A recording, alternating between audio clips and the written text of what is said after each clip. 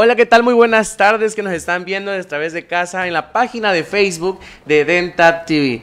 Y el día de hoy me siento contentísimo porque es el primer en vivo que hacemos en la página oficial. ¿Qué tal, Gustavo? ¿Cómo te sientes el día de hoy? Hoy me encuentro excelente, gracias Jesús. Hoy estamos emocionados porque, como mencionó Jesús, es el primer en vivo en nuestra página de Facebook.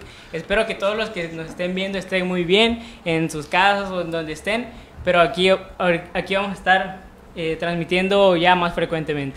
Para empezar con broche de oro, pues también tenemos invitados especiales y pues vamos a ver qué nos espera hoy en el primer en vivo, en esta gran hora que nos van a acompañar el perito Norberto Ábalos Rodríguez. ¿Qué tal? ¿Cómo estamos el día de hoy? Sí, muchas gracias por la invitación, me siento muy contento, gracias. Sí, nosotros estamos más contentos de que nos acompañen. Y nos comentó que viene de un colegio. Cuéntanos más sobre eso. Sí, claro, el Colegio de Traductores, Intérpretes y Peritos del Estado de Tabasco. Es un colegio constituido precisamente con esta finalidad de poder agremiar a los profesionales que trabajamos con las lenguas, tanto en traducción e interpretación, y que se pueda tener esta colegiación de manera profesional y luchando por los derechos lingüísticos también que tienen todas las personas. ¿Y por qué se crea el colegio? ¿Por qué proyecto? ¿Cómo inicia? ¿Cómo va? Claro, mira, el proyecto del colegio se inició precisamente por la necesidad y la realidad social de aquí del estado, porque muchos sin preparación, muchos solamente por saber más o menos un cierto idioma o pasar o hacer una pequeña traslación de una lengua a otra, decían que eran intérpretes, se iban a la fiscalía. Entonces cuando realmente se hacía el ejercicio de la interpretación o de la traducción, entonces resulta que no eran aptos o no tenían la competencia lingüística o la competencia traductora para poder realizar ese trabajo.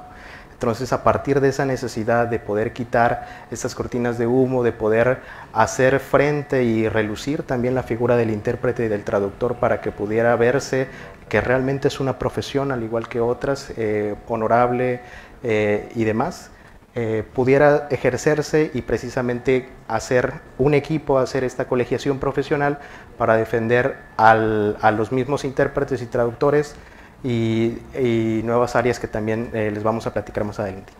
Pues claro, eso lleva también a cuál es el objetivo, ¿no? El cual están ahí y ver a qué van a llegar, ¿no?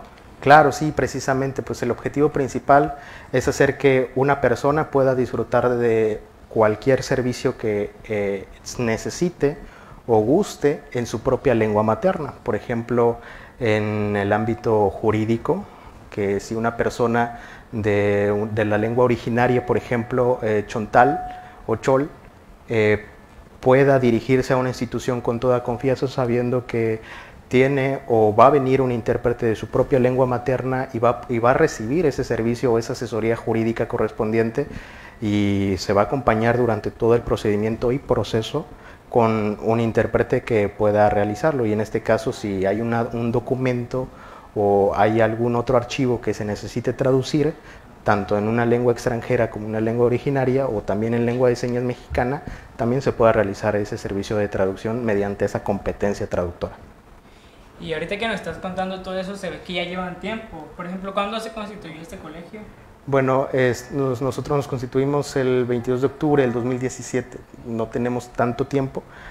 Somos un colegio joven, sin duda, pero sin embargo, los que formamos parte, todos los miembros, de verdad que nos esforzamos mucho por capacitarnos, por estar a la altura de cualquier intérprete, cualquier traductor, que realmente tengamos las certificaciones correspondientes, las capacitaciones, y que en este caso el usuario que tenga esta necesidad de servicio de interpretación o traducción, pues pueda recibir completamente y con toda confianza la información, sabiendo que es la correcta.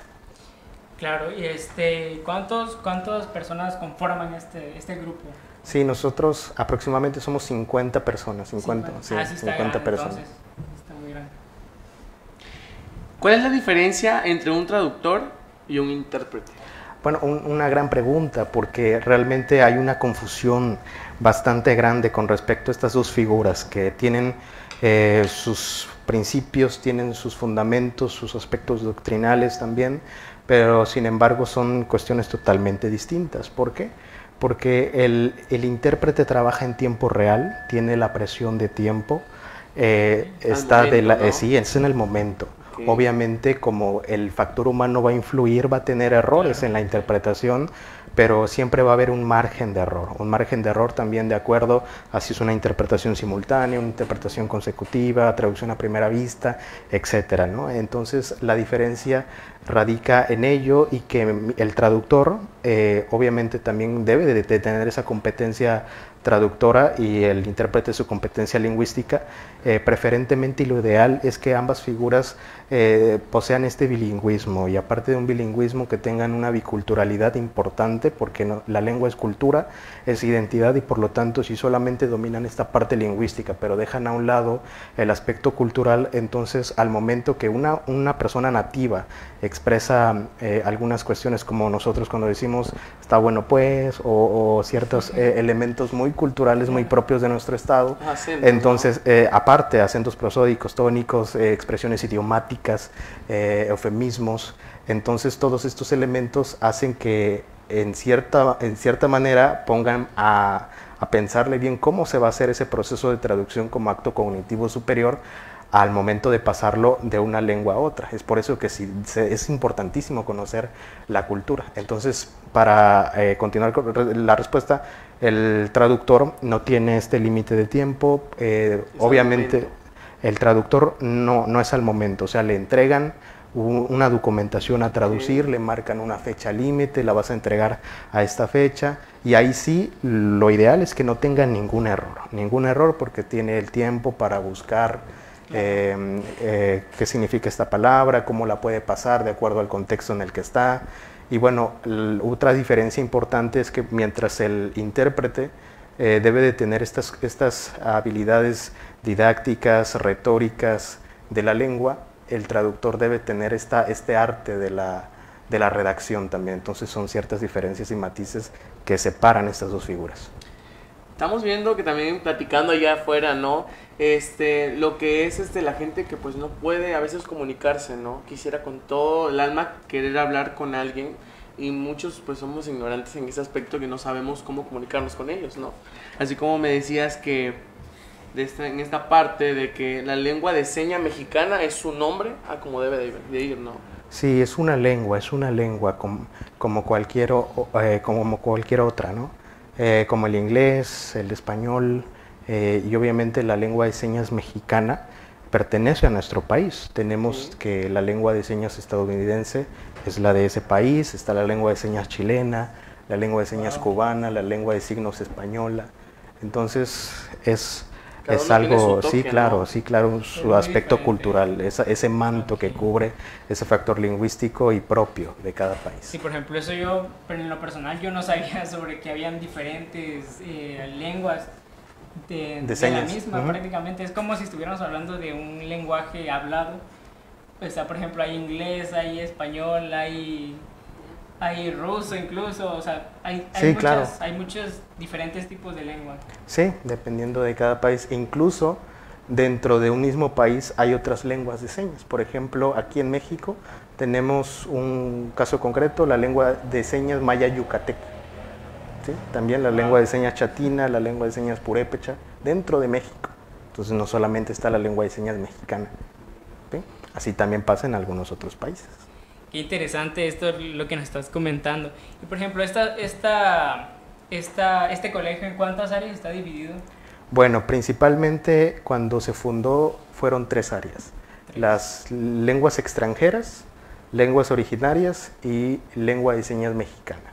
A partir también de una cuarta, que es el sistema braille. Posteriormente se agregó el área de documentoscopía y grafoscopía, y también ya se agregó, de hecho, solamente faltan algunos detalles con respecto al departamento y el área de informática forense. Wow. Sí, el objetivo precisamente del colegio es este trabajo multidisciplinario de áreas en que se complementen durante el proceso no solamente se necesita un intérprete o un traductor, Entonces, por ejemplo, también tanto el informático forense necesita trabajar con el intérprete y viceversa. Entonces, es un trabajo que va a ayudar a que el órgano jurisdiccional pueda realizar su trabajo de la mejor manera y tomar una buena decisión. Y ahora, ¿con qué frecuencia el Poder Judicial del Estado le solicita peritos, intérpretes y traductores? Bueno, el Poder Judicial sin duda alguna pues busca asociaciones, busca, no sé, se va con algunas instituciones gubernamentales o no gubernamentales, pero no encuentra a las personas realmente capacitadas para poder realizar este trabajo. Entonces buscan por todos lados y al final van con nosotros porque es donde están las personas que sí pueden realizar este trabajo con la frecuencia de 4 a 5 veces mensuales. Wow, ¿nos podrías comentar acerca de cómo trabajan ustedes o cómo es esta atención de ustedes hacia los servicios que dan, más que nada?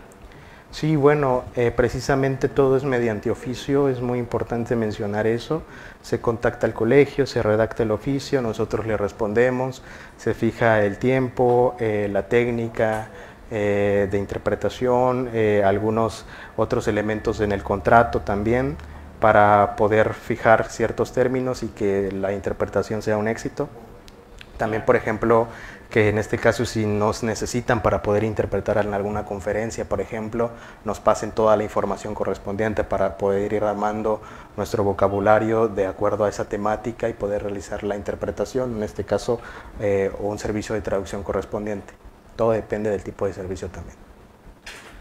Pues también viendo por lo que es la lengua de señas, pues me queda la duda, saber qué es la lengua de señas mexicana. Sí, bueno, pues la lengua de señas mexicana es la lengua de esta comunidad de sordos, que consiste precisamente en esta serie de signos, de formas, de contrastes importantes, ¿no? Que es igual que todas las formas, que todas es tan rica y compleja también en gramática y vocabulario como cualquier lengua oral. Está dotada de esta función lingüística que cubre también que forma parte también de este aspecto lingüístico, así como todas las lenguas, está formada por incluso vocales, consonantes, en lengua de señas, no en español, en lengua de señas, así también aspectos pragmáticos, semánticos, fonéticos, fonológicos, que cubran, por ejemplo, cuando se hace la configuración, es decir, la forma de la mano, que si va a tener esta configuración, o va a hacer este movimiento, esta orientación, esta dirección, etc. Entonces, la estructura interna de la seña, que son aspectos fonológicos para que se pueda estudiar realmente, o la lingüística de las lenguas de señas. Sí, hablando más contigo, más que nada, ¿por qué te decidiste estudiar todo lo que es la lengua de señas? O sea, ¿qué es lo que te llevó a estudiar todo esto? Sí, bueno, principalmente vi que era algo interesante. El simple hecho de que una persona hable con las manos es un fenómeno totalmente maravilloso.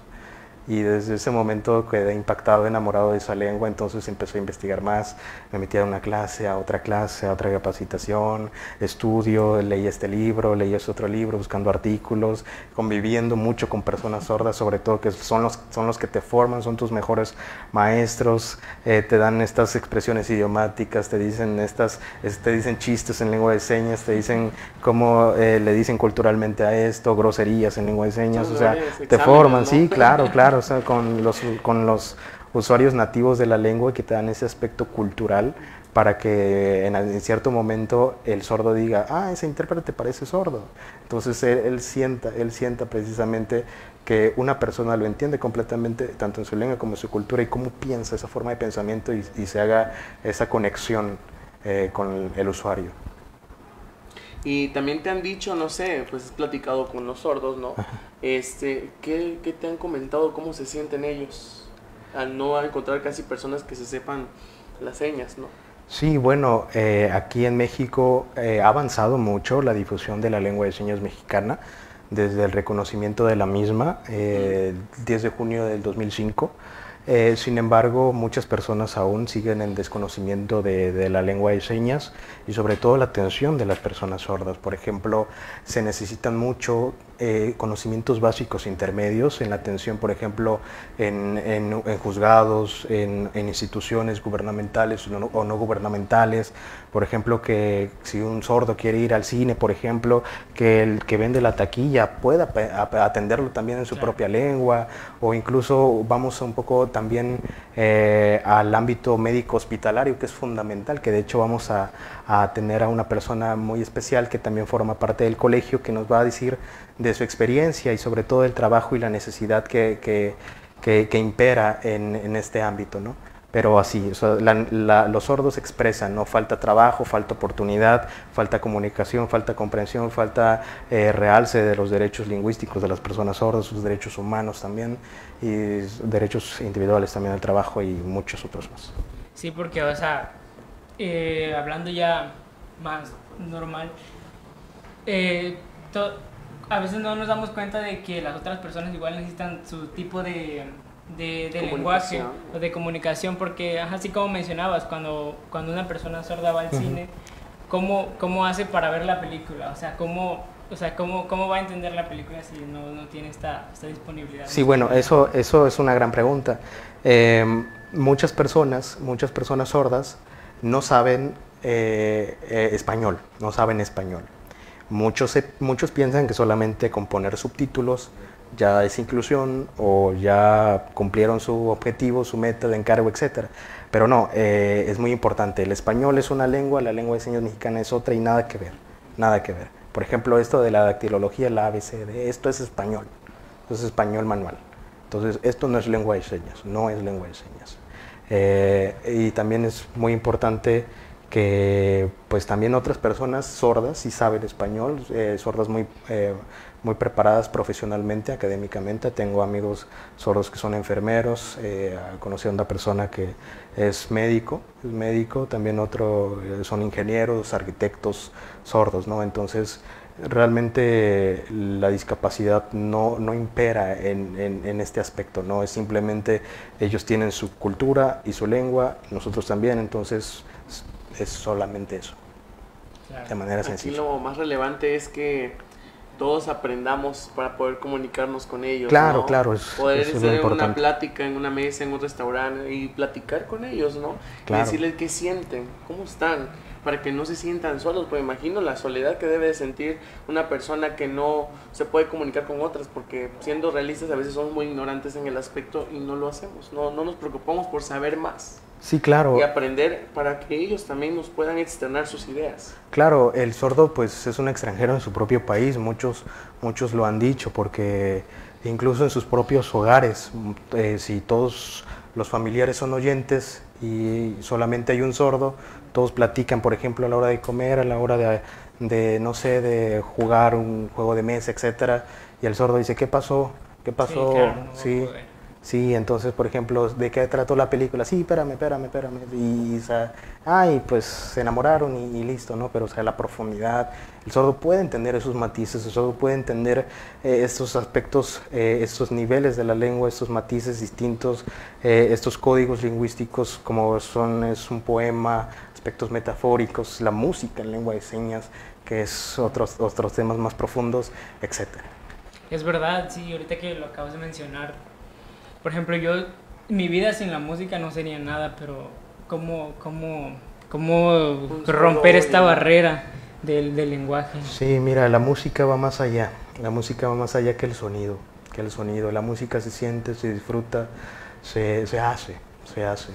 Entonces la música sorda tiene un ritmo, tiene una melodía, tiene una armonía, tiene sus matices para que digas esto es reggaetón, esto es banda, esto es hip hop, esto es un canto religioso, etcétera, etcétera. Entonces hay sus matices que realmente, por eso la música no se etiqueta solamente con el sonido, va más allá y las personas sordas pueden disfrutar la música, claro que sí. Bueno, eso sí, la verdad yo no lo sabía. Sí, son temas muy profundos e interesantes. ¿Y qué es la comunidad sorda? Bueno, es precisamente este orgullo, ser sordo, esta parte de decir que bueno que nací sordo, se defienden entre ellos mismos, defienden su propia lengua, defienden su cultura. Cuando un oyente, por ejemplo, que sabe que tiene malos intereses, que solamente lucra con la lengua de señas, o otras personas que utilizan a las personas sordas, entonces el sordo defiende esa parte y dice, tú realmente sí me quieres ayudar y lo estás haciendo, o tú realmente solamente utilizas mi lengua para venderla, promocionar y ganar económicamente de ella, ¿no? Entonces el sordo sabe, el sordo te descubre, te ve, te lee tu cuerpo, tus movimientos, sabe si eres honesto, o sea, es el experto en eso. El que es el sexto sentido, sí, ¿no? Claro, o sea, sin importar que no haya leído tantos libros de lenguaje corporal o del cuerpo habla, etcétera, entonces, o sea, el sordo te descubre, sí. A veces no dimensionamos la capacidad que tienen estas personas. Sí, claro. Por lo tanto, yo siempre he dicho que pues solamente tienen su propia lengua y su propia cultura, es simplemente eso. Pero el sordo puede disfrutar y hablar de un tema político a la misma profundidad que habla un abogado, un político, etcétera. O sea, simplemente si se le da la información en su propia lengua materna, entonces no habría límites, y en México tendríamos más profesionistas sordos. Sí, es verdad.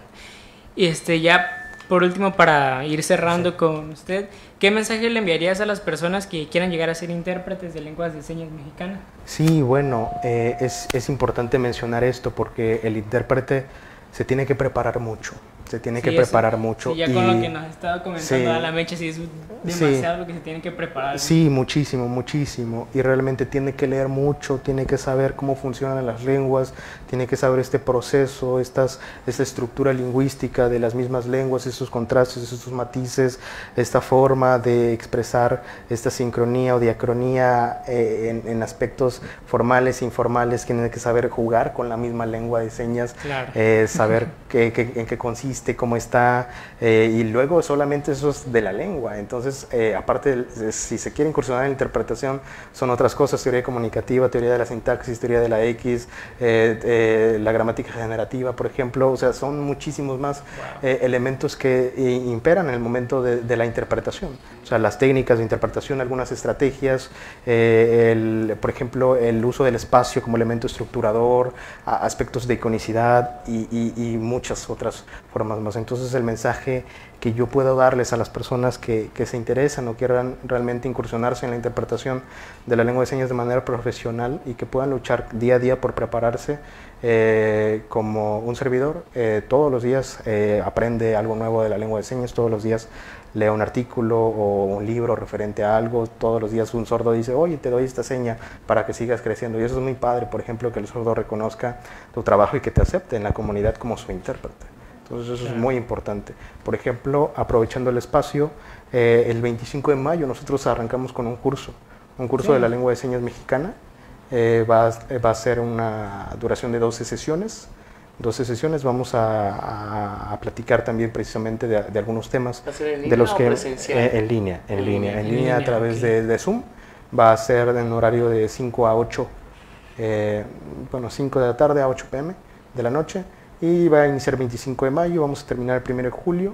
Y bueno, el costo de inscripción es 2.500, ese es el costo total. Inscripción, material, las mismas clases, orientación personalizada. Vamos a tener a modelos lingüísticos dentro de esta capacitación, porque siempre ese es el objetivo, ¿no? Que el oyente que está debidamente preparado pueda trabajar con el sordo también. Eso es muy... Sí, ahí lo estamos viendo. Sí, eso es muy importante. ¿Verdad? Sí, claro. Ese es el póster. Asimismo, vamos a tener un concurso para niños de pintura y dibujo con la temática que es la inclusión, social, para que también esto se fomente también desde estas edades tempranas y se pueda decir, hay una comunidad de sordos, hay una comunidad de personas que hablan las lenguas originarias, y con respecto también a las lenguas extranjeras, para que también tengan este conocimiento pues gradual y mejorar también la cultura de nuestro país. Sí, para inscribirnos ahí en el número que había aparecido en el flyer, ¿no? Sí, ahí mandamos un mensaje de texto, o sea, un WhatsApp. Sí, o pueden mandarme personalmente a mí. Mi número es el 9933 01 6240. ahí les puedo responder con mucho gusto. Si tienen dudas sobre qué vamos a platicar en el curso, pues ahí les voy a mandar alguna parte del temario, que no es algo sencillo, la verdad, y es solamente Sí, el nivel solamente la introducción. Vamos a hablar de aspectos estructurales también de la lengua de señas, vamos a hablar precisamente de algunos choques culturales, vamos a hablar de las dimensiones de las lenguas de señas, por ejemplo, la cuarta dimensión, la quinta dimensión en la lengua de señas, etcétera, etcétera, etcétera. Entonces son temas profundos que solamente para mí son solamente aspectos de introducción, porque esto da para más, y claro, eso es muchísimo. es una lengua muy extensa. Sí, claro, así como de acuerdo al marco común europeo de referencia para las lenguas, por ejemplo, está el A1, el A2, el B1, B2, pues también está en la lengua de señas. De hecho, esto también ya se ha categorizado con respecto al Centro de Normalización Lingüística de la Lengua de Signos Española, también. Sí. Y bueno, precisamente en ese mismo tenor, la importancia de la lengua de señas, la importancia del intérprete en estos ámbitos jurídicos, y ahorita precisamente vamos a tener un invitado especial que pertenece al colegio, estamos muy orgullosos de ello, que es nuestro colega Francisco Javier, también conocido como Paco. Y bueno, vamos a hablar más adelante de su trabajo, también del libro que acaba de sacar, y es un honor también tenerlo aquí con nosotros, y todo su trabajo que está haciendo, y sobre todo es en esta preparación, la importancia que se debe de tener las enfermeras, las trabajadoras sociales, en el momento que los sordos van a hospitales, etcétera, etcétera. Pues también vemos que DELTAT se encarga de salir a campo y a ver en qué momento podremos ir ahí con ustedes y claro, aprender un poco para platicar con los sordos y ver qué nos pueden externar ellos y nosotros hablar con ellos, que es algo nuevo para nosotros. Sí, somos claro, jóvenes y queremos pues aprender acerca sí. de... La verdad, muchísimas gracias por habernos acompañado el día de hoy, ustedes, Norberto Ábalos Rodríguez. Él es presidente de la Academia de Peritos Intérpretes de Lengua de Señas Mexicanas del Estado de Tabasco, perteneciente al Colegio de Traductores e Intérpretes de Peritos del Estado de Tabasco. Muchísimas gracias. No, a ustedes, y ahorita